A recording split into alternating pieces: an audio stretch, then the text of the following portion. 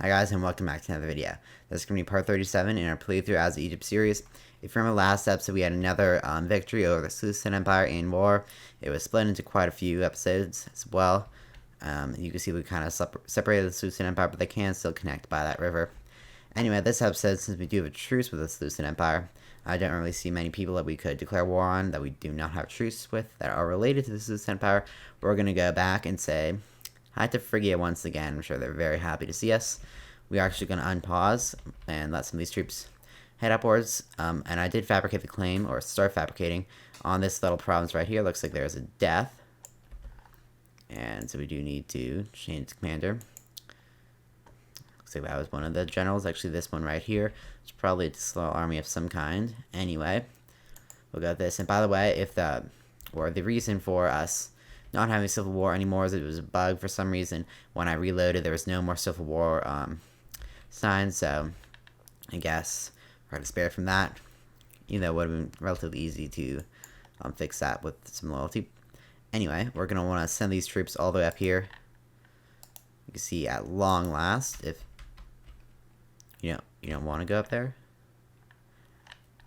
Oh, they are. No, they're not. They can.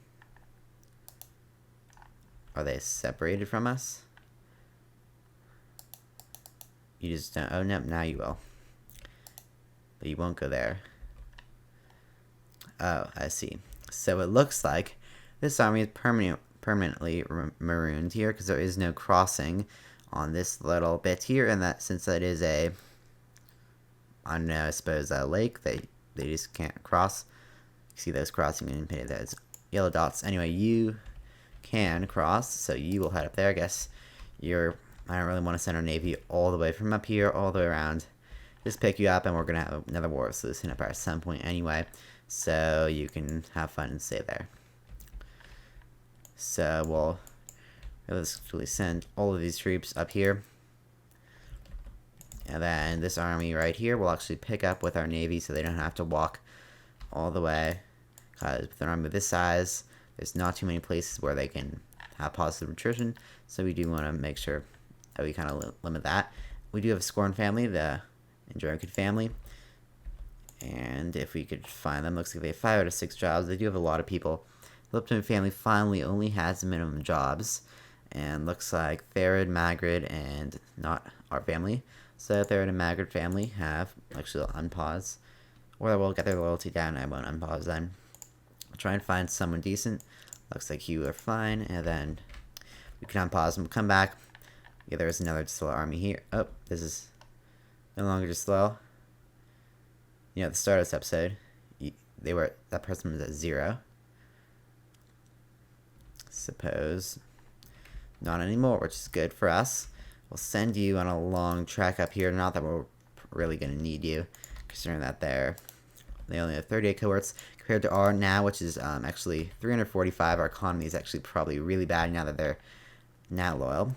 And what we can actually do, so you notice here we're paying an absurd amount for wages, more than even the army, which is not great considering that every other nation, see these guys, 24, they are smaller, and then 21, and then Mara, which is also smaller, but they're still paying 75, which is a lot actually.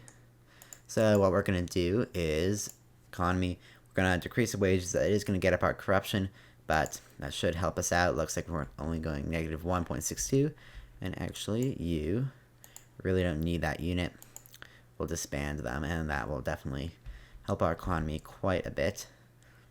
Next, we were also paying a wage for that general. Anyway, you can see we are also paying a lot for fort maintenance, which is actually means you have 60 forts because it's kind of double. And if you look at the Seleucid Empire, sometimes notice at the start of this episode as well, they only have 3 forts. Each are half a gold to maintain, so that means they only have 3 forts unless they're doing low fort maintenance, which for some reason, I don't know why they decided to do that. Actually, you could just stay here. Just stay. Or, you know, in operation is fine for you.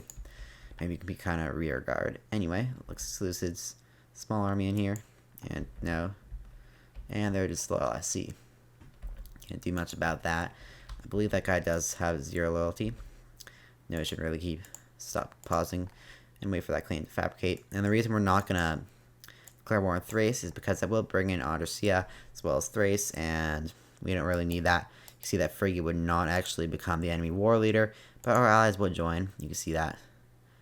Actually, we now have war without Caspile. For some reason, it was cancelled. I don't know why, actually. I had one just a minute ago. Suppose now I don't. Looks like something happened, and we're going to need to... We'll do something about that. This one, we don't really care about political influence, considering that we are literally at the max, and now we're still going up. Anyway, these troops looks like they're not moving very fast. You would hurry up. We do have a war to plan, and you've probably been sitting here for quite, and they've lost over 10,000 troops. Just sitting on that one tile. That's definitely my bad. So, essentially the plan for this war looks like some Phrygia's name and civil war. There it is. Looks like the head of the Malgard family is definitely too slow. That would be you. You do have a loyalty of 26, which is, let's see, we might just be able to grant them a holding, which will note that'll only give them 5. And this one will give them 20, which is a decent amount. Their wage is going to double. And we are going to lose 1,500 gold, which is not actually too great at all. We can go with this one, bribe them. Once again, political influence as well as not too much corruption, actually. So we'll go with that one. Character bribed, and that situation is resolved. Is that looked like... No, thought it was 160k.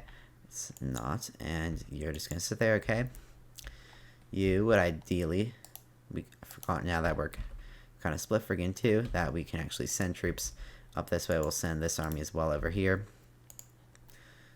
That can't be really good for Phrygia, and you're just sitting there. You've lost even more troops. We have literally no manpower at the start of this war, but then again, I'm assuming, actually, we want this mode, and that'll be fine. So, I'm assuming Phrygia does not have too much manpower either. They have 27,000. But we should be fine with that. Looks like, I mean, I didn't do anything, but okay, I'll take the more stability. You can go and hide in that harbor. And then we'll probably won't need them. And so we'll come back once the claim has fabricated. At long last, we do now have a claim. And so we can now declare war freely on Phrygia without any negative repercussions. Looks like some of these armies have assembled a bit lower than I intended. And anyway, I did disband the mercenaries that were over here. I didn't realize that those were mercenaries. And so now our economy is pretty good. You can see we're going up plus only 3. Even though those mercenaries were actually what's called 50 a month, which is pretty expensive. Looks like that army is actually slow. And so we can just declare war on Phrygia. See that Thrace, and as well as the Bosporian Kingdom. These guys are here. We don't really care too much about them. They only have 3 cohorts. They're not much of a problem. And so all 3 of our allies will join, and we can declare war on Phrygia. And then that should be a really easy war goal to take. It does not have any forts whatsoever, though it is easy for them to retake. And we should be fine. In terms of that, we could actually try and catch their navy. Might be able to do. Looks like we'll be able to catch them. First battle of this war, and actually I will split this army in half and send the other half, or this half, the smaller one, all the way up here to kind of guard that border, because we are now at war with Thrace, and so we should be able to win that. Yep, so we should be fine, and you all need to be on independent operations. Let's include everyone on independent operations, and looks like we are victorious. They lost all 27 ships, and we did not lose any, which is a pretty good victory for us. I think pretty much our first naval victory ever. They do only have 49 ships, some of which are over there. We'll actually put these guys on Hunt fleets, although they do still have 19 octrays, which I did see by passing by Navy, and there is Phrygia. Roughly maybe a third of their army. We'll go with that morale. So we're going to want to deal with that. Mean that you guys will all do the same thing instead of kind of run around and squabble like that. You all are heading there. Ideally, you back them up before they lose. Okay, it looks like we'll be able to win that. First battle of the war is a victory for us, which is good. We did lose more troops, but that's fine. We do have a lot more, although our manpower reserves are not looking too great. Barbarians all the way over here, and there's barbarians. He chose a pretty bad spot to spawn in. Yeah, I know they pillaged that. We are dealing with it. They're not even gonna run. It's kind of some dumb barbarians. Looks like we took another Thracian army, and we took them out. Barbarians defeated. And you guys, instead of being lazy, will come do a hard job that no other armies are going to want to do. Take that fort. Okay, then. Looks like these guys are doing well over here. And this army... Oh, it managed to beat Thrace. Actually, remember having that pop up. Didn't realize it was actually Thrace. You should be on inventory operations. Does not look like... Yeah, no.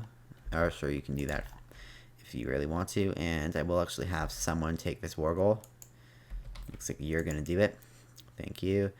They may have a point. Okay, then. Question of competence. We do need to take this war goal. I'll just kind of control this army. It looks like we won a siege. That was a really quick siege. We just started this war. Anyway, it looks like another battle. Pretty small ones. Another small one. And so it looks like these guys are giving me the army of the day and take all this land for us, which is nice of them. And that is in the war goal, so that will get our war score up a ton. And it's not decreasing up by too much, but it will go down eventually by 25. So we do want that war.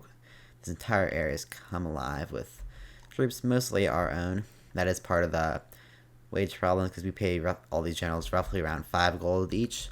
Although we do have a ton of governors as well because we do have a lot of land. Looks like this is actually a pretty big battle in Heliopolis, and we did win, which is good.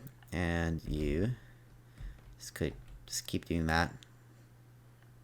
I don't know, that's not really a reason for them not to, but we don't really want to have to direct an army all the way over there. And it looks like they've arrived. Good job, you just increased by 21%. Give me our permanent siege army now.